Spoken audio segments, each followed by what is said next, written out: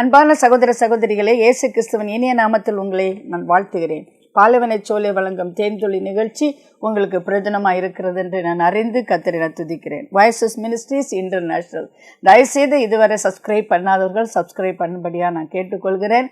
இது ஒரு பொருள் சம்பாதிக்கணும், பணம் சம்பாதிக்கிறங்க நோக்கத்தோடு இது செய்யப்படவில்லை. இதுவரையிலும் எந்த பணத்தை யூடியூப் வழியாக நான் வாங்கவும் இல்லை. ஆனால் கர்த்தருடைய நாமத்தின் மகிமைக்காக இந்த செய்தியினை நாங்கள் தயாரித்து வழங்குகிறோம். அதற்காக தேவன் நாம் மகிமைப்படட்டும். அநேக அற்புதம் நடக்கிறது, ஜனங்கள் ஆசீர்வதிக்கப்படுகிறார்கள். பலர் கேட்கிறார், பல தேசத்தில் கேட்கிறார்கள், மற்றவர்களுக்கு ஃபார்வர்ட் பண்ணுறாங்க. அதுக்காக கூட நான் ஆண்டவரை ஸ்தோத்திரிக்கிறேன். கடந்த வார செய்தியினை தொடர்ந்து நான் இன்று பேச நான் விரும்புகிறேன். வெளிப்படுத்தின விசேஷம் 17ஆம் அதிகாரம் 14 வசனம். இவர்கள் ஆட்டுக்குட்டியானுடைய யுத்தம் பண்ணுவார்கள். ஆட்டுக்குட்டியானவர் ரத்தாதி கர்த்தரும் ராஜாதி ராஜாமாய் இருக்கிறபடியால் அவர்களை ஜெயிப்பார். அவரோடு கூட இருக்கிறவர்கள் அழைக்கப்பட்டவர்களும் தெரிந்து கொள்ளப்பட்டவர்களும் உண்மை உள்ளவருமாய் இருக்கிறார்கள். அவர் ஜெயிப்பார். ஜெயம் கொண்டவர்கள் தான் பரலோகம் போக முடியும். ஜெயம் கொள்றவருக்கு மறைவான மன்னாவை நான் புசிக்க கொடுப்பேன், ஜீவவிருட்சத்தின் கனியை நான் கொடுப்பேன், ஆலயத்திலே நான் தூணாக்குவேன், என்னோடு கூட சிங்காசனத்தில் அமர பண்ணுவேன் என்ற வாக்கு தத்துவம் எல்லாம் யாருக்கு இருக்கிறது? ஜெயம் கொண்டவர்களுக்கு. ஆனால் ஜெயம் கொண்டவர் யார்? நம்முடைய கர்த்தராகிய இயேசு கிறிஸ்து. நாம் அவரோடு கூட நிற்கிற ஒரு கூட்டம், அதற்கு அழைக்கப்பட்டிருக்கிறோம்.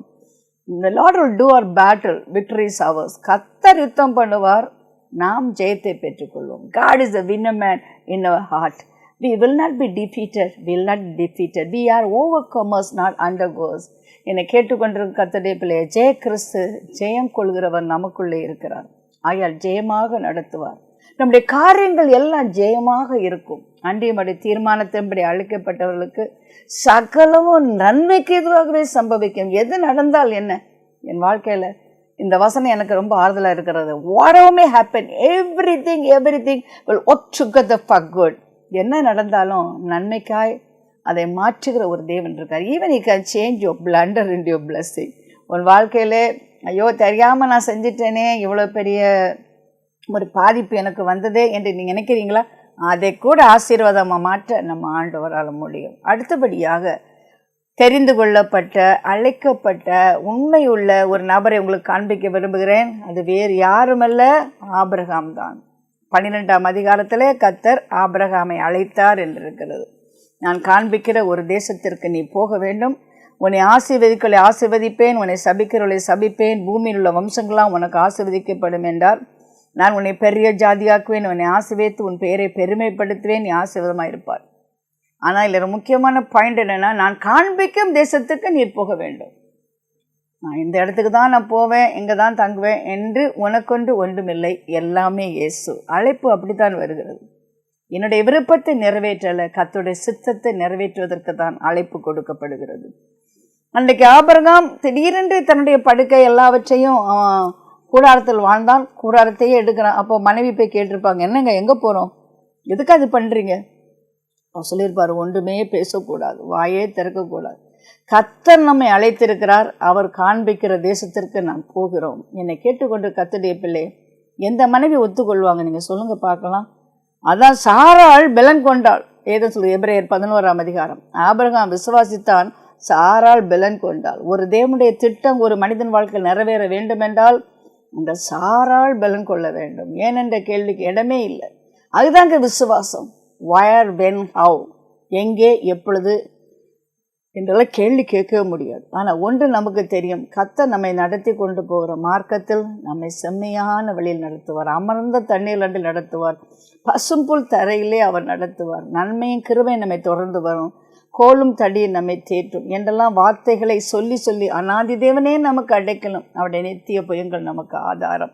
இதையெல்லாம் சொல்லி சொல்லி சொல்லி உன் வழிகளெல்லாம் அவனை காக்கும்படி தூதர்களுக்கு அவர் கட்டளையிடுவார் என்று சொல்லி சொல்லி நம்முடைய பயணத்தை தொடரும்படி நாம் அழைக்கப்பட்டிருக்கிறோம். விசுவாசிக்காவிட்டால் இந்த பயணத்தை நாம் தொடங்க முடியாது. வாழ்க்கை என்பது பயணம். பிரியமான கர்த்தருடைய பிள்ளை, ஆகவே தான் எங்கள் ஊழியத்துக்கு பேர் பாலைவன சோலை.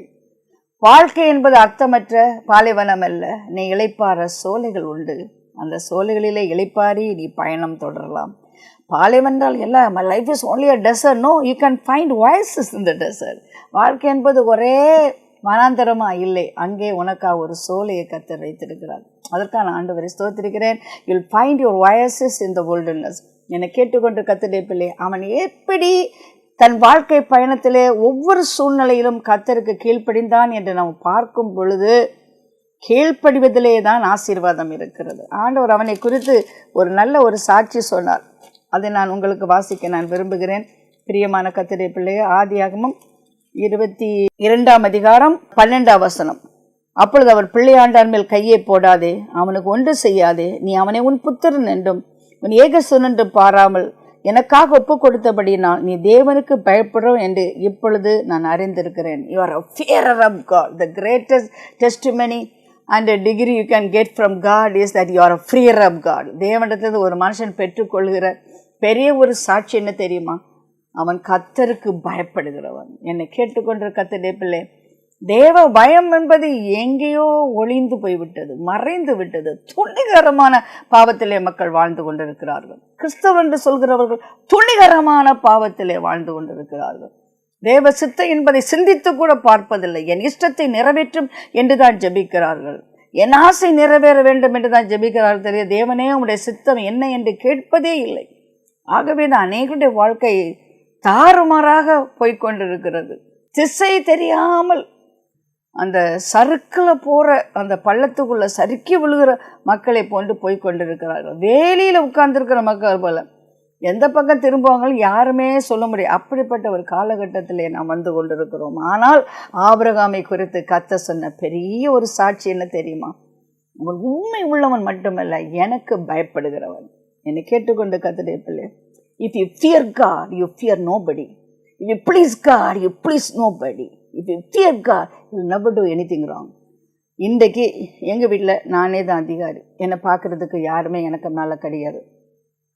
நான் இருக்கிற அறையில் யாருமே என்னை பார்க்குறதுக்குன்னு வரமாட்டாங்க. எங்கே என்னுடைய பேங்க்கு, எனக்கு செல்லு, எனக்கு வார்ட்ரோப் யாருமே பார்க்க வரமாட்டாங்க. ஆனால் நான் என்ன சொல்கிறேன்னு தெரியுமா? எந்த நிமிஷம் என் வார்ட்ரோபை திறந்து பாருங்கள், எந்த நிமிஷம் என் செல்ஃபோன் எடுத்து பாருங்கள், எந்த நிமிஷம் என் ஸ்டுடியோவில் வந்து பாருங்கள், கர்த்தருக்கு பயப்படுகிற பிள்ளையாக நான் வாழ்ந்து கொண்டு இருக்கிறேன். எங்கெல்லாமோ ட்ராவல் பண்ணுறேன், எந்த ஹோட்டலில் இல்லாமல் தங்கியிருப்பேன். எந்த ஹோட்டலில் ஒரு நாள் நான் டிவி போட்டது கிடையாது. எந்த ஹோட்டலில் எந்த தப்பும் செஞ்சது கிடையாது. நிறைய ஹோட்டலில் நான் தங்கும்போது ஃபுட் பில்லே இருக்காது. அப்படி கர்த்தருக்கு பயந்து வீட்டில் இருக்கிறத விட வெளியே போனால் நான் அதிகமாக பயப்படுகிற ஒரு பிள்ளையாக இருக்கிறேன். என்னை கர்த்தருக்கு பயப்படுறது ஞானத்தின் ஆரம்பம். I don't want to be an idiot fool. I want to be a fear of God so that I can have the wisdom of God in my life. எனக்கு இன்றைக்கு தேவை ஒரு தெய்வீக ஞானம். நடக்க சொல்லித்தரணும் ஆண்டவர். நான் என்ன பண்ணணும்னு சொல்லித்தரணும். If you don't obey God, if you don't have fear of God, I'll do blunders. ஆண்டவருக்கு பயந்து அவருடைய வழியில் நடக்காதட்டா நான் நிறைய பிளண்டர் பண்ணுவேன். அப்படின்னா பிளண்டர்னா துணிகரமான காரியங்களை செஞ்சு தப்பில் மாட்டுவேன், சிலந்தி வலை மாதிரி சிக்கிக்குவேன். அதனால் எப்பொழுதும் ஆண்டவரே நீர் எனக்கு போதித்து வழி நடத்தும், கண்ணை வைத்து ஆலோசனை சொல்லும், நடக்க வேண்டிய வழியிலே நீர் என்னை நடத்தும் என்று நான் ஜெபித்து நிறைய ஆலோசனை கொடுப்பாங்க ஜனங்க, அப்படி இப்படின்னு ஏதோ செவி கொடுக்க மாட்டாங்க. பத்மா யார் பேச்சும் கேட்க மாட்டாங்கன்னு எல்லாருக்குமே தெரியும். ஏன் தெரியுமா? கடவுள் பேச்சை கேட்குறவங்க யார் பேச்சும் கேட்க மாட்டாங்க. என்னை கேட்டுக்கொண்டிருக்க கர்த்தருடைய பிள்ளையை ஆண்டவர் ஆபிரகாம் அழைத்தா நான் காண்பிக்கும் ஒரு தேசத்துக்கு போகணுன்னு. அவன் எவ்வளோ நாள் தாமதித்தான்? இல்லை, உடனே அவன் புறப்பட்டு போனான். போகிற இடம் என்னதென்று தெரியாமல் அவன் புறப்பட்டு போனான். புறப்பட்ட ஊர்லெல்லாம் அவனுக்கு எல்லாம் ஆசீர்வாதமாக இருந்ததா? இல்லை, அங்கே பஞ்சம் வந்ததென்று கூட சொல்கிறாங்க. எவ்வளோ பிரச்சனைகள் எல்லாம் அவன் வாழ்க்கையில் வந்தது. ஆனால் 13ஆம் அதிகாரத்திலே நான் வரும் பொழுது ஆபிரகாமுடன் அந்த லோத்துக்கும் ஆடு மாடுகளும் கூடாரங்களும் இருந்தன. அவள் ஒருமித்து குடியிருக்க அந்த பூமி அவர்களை தாங்கக்கூடாது இருந்தது. அவளுடைய ஆசை மிகுதியாக இருந்தபடியால் அவள் ஒருமித்து வாசம் பண்ண ஏதுவில்லாமல் போயிட்டு. பாருங்க, ஒரே சாப்டரில் பார்க்குறோம், பூமி தாங்க முடியல, அவ்வளோ சொத்து கர்த்தர் கொடுத்தாராம். ஆண்டவர் ஆசீர்வதிக்கும் போது எங்கேயோ எத்தனை வருஷம் கழிஞ்சோ என்றல்ல, ஆண்டவர் வந்து ஒரு இரவுக்குள்ளே கூலிக்காரங்களை கோடீஸ்வரங்களை மாற்றினார். அதுதான் இஸ்ரவேல் மக்கள். அது மாதிரி ஆண்டவர் செய்வார், நிச்சயமாக செய்வார். You never come late or early. He is always on time. அவர் பிந்தியும் வரமாட முந்தியும் வரமாட கரெக்டாக வருவார். அவருக்கு ஒரு டைம், அந்த டைமில் வந்து உன்னை வாழாக்காமல் தலையாக்குவார், கீழாக்காமல் மேலாக்குவார், பூமி உயர்ந்த ஸ்தானத்தில் ஏறி இருக்க பண்ணுவார். ஏற்ற காலத்தில் மழை பெய்யும், மாவு சேரும், தொட்டி ஆசீர்வதிக்கப்பட்டிருக்கும். போகையிலும் வயலில் நீ ஆசீர்வதிக்கப்பட்டிருப்பாய். அவர் உன்னை நித்தமும் நடத்துவார். மகா வறட்சியான காலத்தில் ஆத்துமாவை திருப்தியாக்குவார். எலும்புகளை நினமுள்ளதாக்குவார். வற்றாத நீரூற்றாக்குவார். நீர்ப்பாய்ச்சலான தோட்டமாய் உன்னை மாற்றுவார். அல்லேலூயா சொல்லுவோமா? என்னை கேட்டுக்கொண்டு கர்த்தருடைய பிள்ளையே, லோத்தும் ஆபிரகாம் சேர்ந்து தங்கும்போது அங்கே மந்தை மேய்ப்பருக்குள்ள சண்டை வந்துட்டான். ஆபிரகாம் லோத்தை நோக்கி, எனக்கும் உனக்கும் என் மேய்ப்பருக்கும் உன் மேய்ப்பருக்கும் வாக்குவாதம் வேண்டாம், நாம் சகோதரர். இந்த தேசமெல்லாம் உனக்கு முன்பாக இருக்கிற அல்லவா, என்னை விட்டு பிரிந்து போகலாம். நீ இடதுபுறம் போனால் நான் வலதுபுறம் போகிறேன், நீ வலதுபுறம் போனால் நீ இடதுபுறம் போகிறேன் என்றான். அப்பொழுது லோத்து தன் கண்களை ஏறெடுத்து பார்த்து யோதா நதிக்கு அருகான சமபூமி முழுவதும் நீர்வளம் பொருந்தினதாக இருக்க கண்டான். கர்த்தர் சோதோமையும் குமரம் அழிக்கும் முன்னே சோவாறு போம் வழி மட்டும் அது கர்த்தருடைய தோட்டத்தை போலவும் எகிப்து தேசத்தை போலவும் இருந்தது. பார்த்தீங்களா, அவன் என்ன சொல்கிறான் இப்போ லோத்தை பார்த்து? நம்ம 2 பேரும் சொந்தக்காரங்க, நம்ம வாக்குவாதம் பண்ணக்கூடாது. வாக்குவாதம் பண்ணாமல் இருக்கணும்னா நம்ம பிரிஞ்சு தான் ஆகணும்னு சொல்கிறான். என்னை கேட்டுக்கொண்டு கர்த்தருடைய பிள்ளை, சில வேளையில் சிலரை விட்டு நாம் பிரிந்து தான் ஆக வேண்டும். அவர்களை வைத்து நம்ம மேனேஜ் பண்ண முடியாது. அப்படின்னா நீங்கள் சொல்லலாம், ஐயோ மனைவி விட்டு பிரியலாமா, கணவன் விட்டு பிரியலாமா? இல்லை, அதைப்படி நான் சொல்லலை. சுற்றி சொந்தம் இருக்குல்ல, இல்லாஸ் அவுட்லாஸ் அதெல்லாம் சுற்றி வேலைக்காரங்க, அல்லாட்ட அவங்க பிஸ்னஸ் வேர்ல்டில் அன்சேவ்டு பார்ட்னர், ரசிக்கப்பட ஆளுகளோடு நீங்கள் பிஸ்னஸ் பார்ட்னர் சேர்ந்துருப்பீங்க. இதனால ஒரு வாக்குவாதம் பிரச்சனை வந்துன்னா ஆண்டவர் சொல்கிறாரு, நீ பிரிஞ்சு தான் ஆகணும். ஆபிரகாம் செஞ்சதை நீ செஞ்சு தான் ஆகணும். அடிக்கடி போராட்டம் வருதா, அடிக்கடி வாக்குவாதம் வருதா, ஏர்லியர் த பெட்டர். எவ்வளோ சீக்கிரமாக பிரிஞ்சிரோமோ அவ்வளோ நல்லது. பிரியமான கர்த்தருடைய பிள்ளைகளே, அவன் லோத்தை விட்டு பிரிஞ்சான். ஆனால் லோத்து மேலே இருந்த ஒரு தெய்வீக பொறுப்பு அவன் உடல்ல நம்ம பார்க்குறோம். நம்ம விட்டு பிரிஞ்சு அவங்க போயிட்டாங்கன்னா கெட் லாஸ்ட், அவங்க அழிஞ்சு போட்டுன்னு நினைக்கிறது கிடையாது. அவங்களுக்காக ஜெபிக்கணும், அவங்களுக்காக நம்ம உதவி செய்ய முடியணும், உதவி செய்யணும். ஆனால் அதே சமயம் நம்ம ஆத்துமாவை நம்ம காப்பாற்றணும். ஆபிரகாம் எங்கே உண்மை உள்ளவனாக இருக்கிறான்? 14 அதிகாரத்தில் இந்த லோத்த சோதோமை பட்டணத்தையும் அந்த ராஜாவையும் மற்ற எதிரிகள் பிடித்துட்டு கொண்டு போடுறாங்க. ஒன்னே ஆபிரகாம் கைத்தட்டலை, என்னை விட்டு பிரிஞ்சு போனியா, பெஸ்ட்டு பட்டணம், நீர்வளம் பொருந்திய அந்த சோதோம் குமரால போனியா, அப்படியே போன்னு சொல்லாமல் தன் வீட்டில் வேலை செய்கிற 318 வேலைக்காரங்களோடு போய் அவனை காப்பாற்றுறான். உண்மை உள்ளவன், உண்மை இல்லை. அவன் சத்துருவை கூட நேசிக்கிறவனாக இருக்கிறான்.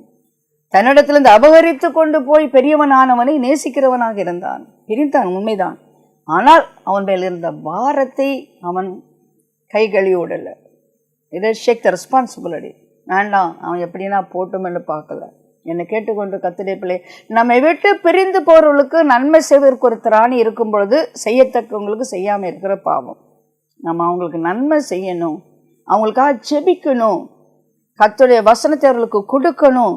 ஆனால் அவர்கள் நமக்கு பாரமாக இருக்கக்கூடாது. பாரமான யாவற்றை விட்டுவிடு, சுற்றி நெருங்கியிருக்க பாவத்தை விட்டு விசுவாசத்தை தோக்குறாங்க இயேசுவை பார்த்து ஓடும் ஒரு காலம் இது.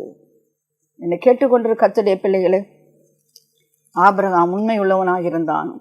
அப்போது ஆண்டவர் சொன்னார், ஆபிரகாம் 99 வயதான போது கர்த்தர் ஆபிரகாமுக்கு தரிசனமாகி, நான் சர்வ வல்லமை உள்ள தேவன், எனக்கு முன்பாக நடந்து கொண்டு உத்தமனாயிரு என்று ஆண்டவர் சொன்னார். பி ஃபெய்த்ஃபுல், நீ உத்தமனாயிரு, எனக்கு முன்பாக நடந்து உத்தமனாயிரு, வாக் பிஃபோர் மீ. பிரியமான கர்த்தருடைய பிள்ளை, ஆண்டவர் புதிய ஏற்பாட்டில் என்னை பின்பற்றிவான்னு சொன்னார். ஆனால் அங்கே ஆபிரகாம்கிட்ட சொன்னார், எனக்கு முன்னால் நீ நடக்கணும். Can you walk before God? Before you walk behind God, you must walk before God. ஆண்டவருக்கு பின்னால் பின்பற்றி வரணும்னா ஆண்டவருக்கு முன்பாக நடந்து நீ உன் வாழ்க்கையை கர்த்தருக்கு பயப்படுகிறவர். ஆண்டவருக்கு முன்பாக நடந்து எப்படி நடப்பீங்க சொல்லுங்க பார்க்கலாம்? நேராக போய் டாஸ்மாக் கடைக்குள்ளே போக முடியுமா? நேராக மேலே சம்பளம் வாங்கி கீழே கிம்பளம் வாங்க முடியுமா? நேராக செல்ஃபோனில் மோசமானது பார்க்க முடியுமா? தவறான உறவுக்குள்ளே போக முடியுமா? என்ன பண்ண முடியுமா? ஏன்? கர்த்தர் ஒன்றை பார்க்குறாரு, பின்னால் கொண்டு இருக்கிறார். ஆபிரகாம் ஆண்டவருக்கு முன்பாக நடந்து உத்தமனாக இருந்தான். ஏன்? ஆண்டவர் என்னை பார்க்கிறார் என்கிற ஒரு பயம் அவனுக்கு இருந்தது. ஆகவே தான் இந்த ஆபிரகாம் உண்மை உள்ளவன்.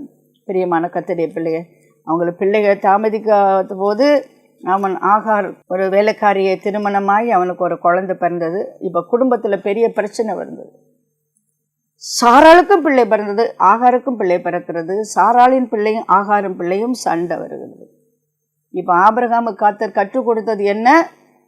ஒரு பிரச்சனை வந்தானா நீ பிரிஞ்சிரு, அந்த பிரச்சனையை விட்டு நீ பிரிஞ்சிரு. அப்போதான் ஆகார கூப்பிட்றான், அந்த பிள்ளையை கூப்பிட்றான், ஒரு துருத்தி தண்ணியை கொடுத்து நீ போயிடுன்னு சொல்கிறான். பாருங்கள், ஆபிரகாம் குறித்து சொல்வதை பாருங்கள் பிரியமான கர்த்தருடைய பிள்ளைகளே. 21ஆம் அதிகாரத்தில் நான் பார்க்கிறேன். ஆபிரகாம் அதிகாலையில் எழுந்து அப்பத்தை ஒரு துருத்தி தண்ணீரை எடுத்து ஆகாருடைய தோளின் மேல் வைத்து பிள்ளையும் ஒப்பு கொடுத்து அவளை அனுப்பிவிட்டான். அவள் புறப்பட்டு போய் பேர்சபா வனாந்திரத்திலே அலைந்து திரிந்தாள். ஆண்டவர் சொல்கிறாரு, உனக்கு வாழ்க்கையில் ப்ராப்ளம், என் பேச்சு கேட்காம சாராள் பேச்சு கேட்டு நீ ஆகாரம் கொண்டு வந்த. இப்போ ஆகாரனால வீட்டில் வாக்குவாதம், ஒரு சமாதானமே இல்லை. எந்த வீட்டில் சமாதானம் இல்லையோ அந்த வீட்டுக்குள்ளே ஆண்டவர் கிரியை செய்ய முடியாது. சமாதானத்தை கெடுக்கிறது எதுவாக இருந்தாலும் நிச்சயமாக அதை எங்கள் விட்டு விலகத்தான் வேணும். பணத்தினால சண்டை வருதா, சொந்தக்காரங்களால சண்டை வருதா, உங்களுடைய சுயத்தினால சண்டை வருதா, உங்களுடைய சிற்றின்பத்தினால உங்களுக்கு சண்டை வருதா, அல்லாவிட்டால் நீங்கள் உயர்ந்த நீதிமானாக இருக்க உங்கள் வீட்டில் இருக்கவங்கெல்லாம் பாவிகளாக இருக்கிறதுனால சண்டை வருதா, எந்த ஒரு காரியத்தினால சண்டை வருதுன்னு உட்கார்ந்து குடும்பமாக ஆராய்ஞ்சு பாருங்க. சமாதானம் இல்லாத வீட்டில் இயேசு வரமாட்டார். ஒரு பெரிய ஒரு ஊழியக்காரர் என்ன பார்த்து சொன்னார், என்ன நடந்தால் நடக்கட்டும், உன் சமாதானத்தை மட்டும் காத்துக்கொள், அந்த சமாதானத்தை காத்துக்கொள்ளாவிட்டால் நீ பரிசுத்தமாக வாழ முடியாதுன்ட்டார்.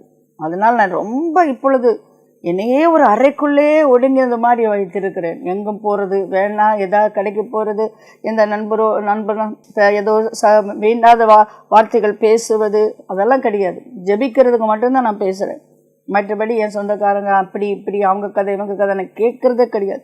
யார் கதை சொன்னால் கூட எனக்கு அந்த கதை வேண்டாம், நம்ம ஜெபிப்போம்னு சொல்லி அதை நான் இந்த இடத்த விட்டு அந்த சூழ்நிலையை விட்டே நான் வெளியேறிடுறேன். அதுக்கான ஆண்டவரை ஸ்தோத்திரிக்கிறேன். என்னை கேட்டுக்கொண்டிருக்க கர்த்தருடைய பிள்ளையை, சமாதானத்தின் தேவன் தான் சாத்தானின் காலங்களை நசுக்கி போடுவார். உங்கள் வாழ்க்கையில் சமாதானத்தை நீங்கள் காத்துக்கொள்ளுங்க. இப்போ உன் வாழ்க்கையில் என்ன, ஒன்றாவது கர்த்தர் சொன்னபடி புறப்பட்டான், ரெண்டாவது உங்களுடைய வாழ்க்கையில் ஒரு பாச பிரிவினை. பிரியமான கர்த்தருடைய பிள்ளை, அவனால் வெறுக்கவே முடியாது, விடவும் முடியாது, அப்படிப்பட்ட ஒரு உறவு. ஆனால் ஆண்டவரே சொல்கிறாரு, இதை விட்டுறேன்னு. உங்கள் வாழ்க்கையில் விடவே முடியாத ஒரு உறவு இருக்கா? அந்த உறவு ஒரு தவறான உறவாக இருக்கா? அதனால் உங்கள் வீட்டில் டெய்லி சண்டை வருதா?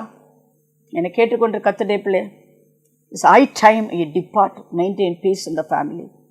சீக்கிரமாக அதை விட்டு வெளியே வந்துடுங்க. அது யாராக இருக்கலாம், எந்த உறவாக இருக்கலாம். உங்கள் மனைவிக்கு உங்களுக்கு இடையில் பிரச்சனை வருதா? உங்கள் பிள்ளைங்களுக்கு இடையில் உங்களுக்கு பிரச்சனை வருதா? எதனால் வருது? ஒருவேளை நீங்கள் கம்ப்யூட்டரோடு வச்சுருக்க உறவா, உங்கள் செல்ஃபோனை வச்சுருக்க உறவா, உங்களோட பொழுதுபோக்கில் நீங்கள் வச்சுருக்க உறவா, எந்த உறவாக இருந்தாலும் குடும்பத்தினுடைய சமாதானத்தை கெடுக்கிற உறவாக இருந்தால் அதை விட்டு வெளியே வாங்க, அதை விட்டு வெளியே வாங்க. கர்த்தருக்கு பயந்து நீங்கள் வெளியே வாங்க. என்னை கேட்டுக்கொண்டு கர்த்தருடைய பிள்ளை, ஆபிரகாமை பார்த்தீர்கள் அல்லவா? அவனால் பிரிய முடியாது, ஆகாரை விட்டு பிரிய முடியாது. ஏன், அவ்வளோ மனைவி தானே. இஸ்மவேல் அவர் பெற்ற பிள்ளை தானே. ஆனாலும் ஆண்டவர் சொல்கிறாரு, நீ விட்டு தான் ஆகணும். நீ கீழ்ப்படியாமையினாலே இப்படிப்பட்ட உறவை நீ உருவாக்கி கொண்டாய். நான் முதல்ல எச்சரிப்பு கொடுத்தேன் உனக்கு, நான் ஈசாக்கிடத்திலே உன்னுடைய சந்ததி தோன்றும் என்று சொன்னேன். அப்படி இருந்து நீ கீழ்ப்படியாமல் ஒரு ஆகாரை கொண்டு வந்தபடியால் இப்பொழுது இப்படிப்பட்ட ஒரு இக்கட்டான பாச பிரிவினைக்குள் வந்து நிற்கிறார். உன்னால் முடியலை, ஆனால் உன்னை பலப்படுத்துகிறது நானே. நான் உனக்கு பலப்படுத்தி உன்னை சகாயம் பண்ணுவேன். குடும்ப சமாதானத்துக்காக அந்த உறவை விட்டுவிடு என்று கர்த்தர் சொல்கிறார். அடுத்தபடியாக 22ஆம் அதிகாரத்தில் பார்க்கும் பொழுது, கர்த்தர் ஆபிரகாமை சோதித்தார். உன் புத்திரனும் ஏகசுதனும் உன் நேசகுமாரனும், உன் புத்திரன் உன் ஏகசுதன் உன் குமாரன் ஈசாக்கை நீ இப்பொழுது அழைத்து கொண்டு மூரியா தேசத்திற்கு போய் அங்கே நான் உனக்கு குறிக்கும் மலை ஒன்றில் அவனை தகன பலியிடு என்றார். பிரியமான கர்த்தருடைய பிள்ளைகளே, எவ்வளோ பெரிய போராட்டம் அது. இப்போ இஸ்மவேலை அவன் விரட்டி விட்டான், ஆகாரே விரட்டியாச்சு. இப்போ இருக்கிறது ஒரு ஈசாக்கு மட்டும்தான். ஈசாக்கு என்றால் என்ன? சிரிப்பு. அவனுக்கு சிரிப்பையே தகன பலியிடும்படி கர்த்தர் கேட்கிறார். அவன் வாழ்க்கையில் எத்தனை வாக்குத்தத்தங்கள் அவனுக்கு நேராக வந்தது. நான் உனக்கு ஒரு குமாரனை கொடுப்பேன், அவன் மூலமாய் ராஜாக்கள் தோன்றுவார்கள், உன் சந்ததியை ஆசீர்வதிப்பேன், ஆசீர்வாதமாக இருப்பார்கள். எத்தனை வாக்குத்தத்தம், எத்தனை வாக்குத்தத்தம். எல்லா வாக்குத்தத்தம் ஒரு ஈசாக்குக்குள்ளே இருக்கிறது. அந்த ஒரு ஈசாக்கையே ஆண்டவர் பலியிடும்படி அவனுக்கு கட்டளை இடுகிறார். இப்படிப்பட்ட சூழ்நிலை நம் வாழ்க்கையில் வரும். எதிர்பார்த்த முடிவுகள் ஏமாற்றம் போன்று தெரியும். கர்த்தர் சொன்னாரே, கர்த்தர் சொன்னாரே, செய்யலையே, கர்த்தர் சொன்னாரே செய்யலையே. அப்படிப்பட்ட சூழ்நிலை வரும். ஒரு மகளே, ஒரு மகனே, காலங்கள் பதில் சொல்லும். இந்த காலகட்டத்தில் கர்த்தரை நம்பிக்கொண்டிரு, கர்த்தரை நம்பிக்கொண்டிரு. ஒரு டனலுக்குள்ளே போன மாதிரி இருக்கும். ஆனால் அந்த டனலின் மறுபாதையிலே வெளிச்சம் இருக்கிறது. ஆனால் டனலுக்குள் இருளே இருக்கிறது. மரண இருளின் பள்ளத்தாக்கு. போன வாரம் முழுவதும் மரண இருளின் பள்ளத்தாக்கில் போய்கொண்டிருந்த ஒரு சகோதரிக்காக நான் ஜெபித்து கொண்டே இருந்தேன். அந்த பள்ளத்தாக்குலேருந்து அவங்களை வெளியே கொண்டு வர்றதுக்கு நான் ஜெபித்தேன். கர்த்தர் கிருபையாக இறங்கி இருக்கிறார். அதற்கான ஆண்டவரை ஸ்தோத்திரிக்கிறேன். மரித்தான் விசுவாசி, மரித்தாலும் பிழைப்பான், மறியாமல் இருப்பான். விசுவாசிக்கிறியா? விசுவாசிக்கிறியா? என்னை கேட்டுக்கொண்டு கர்த்தருடைய மரணம் இப்பொழுது ஆபிரகாமுக்கு தோன்றியதெல்லாம் தன் பிள்ளையின் மரணம், ஒரே பிள்ளையின் மரணம், தன் வாக்குத்தத்தம், தேவன் கொடுத்த வாக்குத்தத்தமே கேள்வி கேட்கக்கூடிய ஒரு இடத்துல இருக்கும் பொழுது அவன் கேள்வி கேட்கவில்லை. அன்கொஸ்டபிள் ஃபெய்த், இம்ப்ளிசிட் ஒபீடியன்ஸ். கேள்வி கேட்காத விசுவாசம். உடனே ஆண்டவருக்கு கீழ்ப்படுகிறான். அதிகாலையில் எழுந்து தன் கழுதையுமே சேனம் கட்டி தன் வேலைக்காரர் 2 பேரை தன் குமாரன் ஈசாக்கை கூட்டிக் கொண்டு தகல பலிக்கு கட்டைகளை பிளந்து கொண்டு தேவன் தனக்கு குறித்த இடத்திற்கு புறப்பட்டு போனான். 3ஆம் நாள் ஆபிரகாம் தன் கண்களை ஏறெடுத்து பார்த்த தூரத்தில் அந்த இடத்தை காணான். 3 நாள். சில வேதனைகள் நம்மால் ஒரு நாள் தாங்க முடியாது, 1 மணி நேரம் தாங்க முடியாது. டெஸ்பரேட், பயம், என்ன நடக்க போகுதுன்னு. 3 நாள். எவ்வளோ வேதனை மத்தியில் அந்த மலையை அவன் ஏறி இருப்பான் சொல்லுங்க பார்க்கலாம். நான் காட்டும் இடத்துக்கு போ. அது பெரிய ஒரு மலை, மோரியா மலை. அது ஏறணும். அவன் கீழ்ப்படிப்பான். ஆபிரகாம் கீழ்ப்படிந்தான். அதுதான் ரொம்ப முக்கியம். ஏன்? கடவுளுக்கு பயந்தான். என்னை கேட்டுக்கொண்டு கர்த்தருடைய பிள்ளை, யார் கர்த்தருக்கு பயந்து அவர் வார்த்தைக்கு கீழ்ப்படுகிறாரோ அவர்கள் ஆசீர்வதிக்கப்படுவார்கள். அவர் சந்ததி ஆசீர்வதிக்கப்படும். அதுக்கான ஆண்டவரை ஸ்தோத்திரிக்கிறேன். கர்த்தருடைய நாமம் மகிமைப்படுவதாக. பிரியமான கர்த்தருடைய பிள்ளை, தன்னுடைய ஒரே மகனை கூட்டி கொண்டு போகும்போது அந்த மகன் கேட்கிறான், அப்பா விறகு இருக்குதே, பலி எங்கப்பா? ஒரு ஈட்டி ஆபிரகாமுடைய இருதயத்தை குத்தினது போன்று இருந்திருக்கலாம். நம்மளை யாராக இருந்த உடனே உட்காந்து கதை விட்டுருப்போம். கதை விட்டு வந்த வழியே திரும்பி போயிருப்போம். சில வேளையில் வாயே திறக்கக்கூடாது. when you go through the apex of your testing and trial, don't open your mouth. வேதனை உச்சக்கட்டத்தில் இருக்கும் பொழுது பதிலே கொடுக்க வேண்டாம். ஒரே ஒரு பதில், கர்த்தர் பார்த்துக்கொள்வார், கர்த்தர் பார்த்துக்கொள்வார். வேதனை உச்சக்கட்டத்தில் வருகிற பதில், கர்த்தர் பார்த்துக்கொள்வார். என்னை கேட்டுக்கொண்டிருக்கிற கர்த்தருடைய பிள்ளை, அவர் யெகோவா ஈரே தேவன். He knows everything, all knowing God. சகலத்தை அறிந்தவர், சர்வ வல்லமை உள்ளவர், எனக்கு வெளிப்படுத்தினார் சர்வ வல்லமை உள்ளவர். அப்படி என்றால் என்ன? என் பையனை நான் கொன்று போட்டாலும் அவன் உயிரோடு வருவான். ஏன்னா சர்வ வல்லமை உள்ள தேவன் சொன்னதை செய்யும் வளவும் என்னை விட்டு விலக மாட்டார், என்னை கைவிட மாட்டார். அவர் சொன்னதை செய்கிறவர், செய்ததை சொல்கிறவர், வாக்குத்தத்தம் பண்ணார், உண்மை உள்ளவர். அவருக்கு உண்மை உள்ளவனாய் நான் இருப்பேன். அவர் உண்மை உள்ளவராய் எனக்கு இருந்தால் இதுவரையிலும் நான் இன்னும் உண்மை உள்ளவனாய் நான் இருப்பேன். கடந்த காலத்தில் செய்ததை அவர் இன்னும் வருங்காலத்திலும் செய்ய. What he did in the past, he can do it again. He can do it again. சாவுக்கு எதுவான என் சரீரத்திலே, செத்துப்போன சரீரத்திலே ஒரு மகனை உருவாக்க முடியுமானால் அவன் மரித்தாலும் பிழைப்பான், மரித்தாலும் பிழைப்பான். What God did in the past can do it again, my friend. கடந்த காலம் செய்த நன்மைகளை நினைத்து பாருங்கள். எத்தனை நன்மைகள் ஆண்டவர் செய்தார், எத்தனை அற்புதம் செய்தார். கடந்த கால அற்புதத்தை நினைத்தால் இன்று நீ போய்கொண்டிருக்கிற மார்க்கத்திலே ஒரு அற்புதம் நடக்கும் என்று ஆண்டவரை நம்புவாயா? அவர் உண்மை உள்ளவர், நீ உண்மை உள்ளவராயிருப்பாய். சோதனையில நீ உண்மை உள்ள நபராயிருப்பாயா? சோதனையை சகிக்கிற மனுஷன் பாக்கியவான், அவன் உத்தமன் என்று விளங்கின பின்பு ஜீவ கிரீடத்தை அவனுக்கு ஆண்டவர் கொடுப்பார். ஆபிரகாம் உத்தமன், உத்தமன், உத்தமன், உண்மை உள்ளவன். ஆபிரகாம் உண்மை உள்ளவன். இந்த டிராமா ஒன்றும் கிடையாதுங்க, நடிப்பு எதுவும் கிடையாதுங்க. கொஞ்சம் நடிப்பாங்க, என் பிள்ளைய கடவுளுக்கே கொடுக்குறேன்னு சொல்லுவாங்க. அவன் டாக்டர் ஆகிட்டான், இன்ஜினியர் ஆகிட்டான், அவன் சம்பளத்தில் 10ல் 1 கொடுக்குறேன்னுவாங்க. ஆனால் சொன்னது ஆபிரகாமுக்கு சொன்னது தான், நடிக்கவில்லை. பிள்ளைய கையை கட்டுறான், விறகு அடுக்கிறான், பலிபடத்தை கட்டுறான், வச்சுட்டு கத்தியை தூக்குறான். அப்போ தான் ஆண்டவர் சொன்னார், ஆபிரகாமே நிறுத்து, பிள்ளையாண்ட மேலே கை போடாத, அவனுக்கு ஒன்று செய்யாத. அவனை உன்பத்தினும் ஏகத்தினும் பாராமல் எனக்காக ஒப்பு கொடுத்தபடியால் தேவனுக்கு பயப்படும் என்று இப்பொழுது அறிந்திருக்கிறேன். ஆபிரகாம் தன் கண்களை ஏறெடுத்து பார்க்கும் பொழுது இதோ பின்னாக புதரிலே கொம்புகள் சிக்கிக் கொண்டிருந்த ஆட்டுக்கடாவை கண்டான். அப்பொழுது ஆபிரகாம் போய் கடாவை பிடித்து அதை தன் குமாரனுக்கு பதிலாக தகன பலியிட்டான். ஆண்டவர் எப்படி உண்மை உள்ளவராக சொன்னார் தெரியுமா? ஆபிரகாமே, நீ நிரூபிச்சிட்ட, எனக்கு உண்மை உள்ளவனை நிரூபிச்சிட்ட, எனக்கு பயப்பட நிரூபிச்சிட்ட, நான் நிரூபிக்க போகிறேன். என்ன தெரியுமா? உன் பிள்ளைக்கு பதிலாக என் பிள்ளையை கொடுக்க போகிறேன். ஆட்டுக்கடா, சிக்கின ஆட்டுக்கடா, தேவாட்டுக்குட்டி, நீ பலியிடுக்க பதிலாக நான் பலியிடுகிறேன். நீ மோரியா மலையிலே முத்தமிட்டு உன் மகனை காணிக்கையாக்கினாய். இன்னொரு கல்வாரி மலை வருகிறது, அங்கே என் மகனை நான் பலியிட்டு இந்த மனுக்குலத்திற்கு ரட்சிப்பை கொடுப்பேன். உண்மை உள்ளவ தேவன், உண்மை உள்ள தேவன். நீ உண்மை உள்ள நபரா? ஆபிரகாம் உண்மையாக இருந்தான். பாச பிரிவினையிலே, சரீர வேதனையிலே, குடும்ப பிரச்சனையிலே, ஆண்டவருக்கு பலி செலுத்துவதிலே உண்மையாக இருந்தான். நீங்கள் உண்மையாக இருப்பீர்களா? அப்பொழுது ஆபிரகாமின் சந்ததியாய் ஆசீர்வதிக்கப்படுவீர்கள். ஜெபிப்போம். அன்பு இரக்கம் நிறைந்த ஆண்டவரே, ஆபிரகாம் உண்மை உள்ளவனாயிருந்தான்.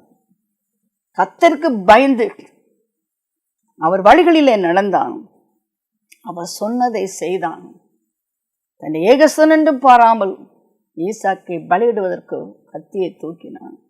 அவனை தடுத்து நிறுத்தி சிலுவையிலே என் மகனை கொடுக்கிறேன் என்று காண்பித்த இந்த பெரிய தியாகத்திற்காக எண்ணத்தை நான் செலுத்துவேன். ஆண்டவரே, இந்த உலகத்தில் உள்ள எல்லா ஈசாக்குகளும் சிரித்து சிரித்து வாழும்படி ஆண்டவரே, நம்முடைய ஒரே பேரான குமாரனை சிலுவையிலே எங்களுக்காய் தந்தரளி இந்தளவாய் அன்பு கூர்ந்தேன். உமக்கு நன்றி தகப்பேன். என்னை கேட்டுக்கொண்டிருக்கும் கர்த்தருடைய பிள்ளைகள் உமக்கு பயந்து வாழட்டும்.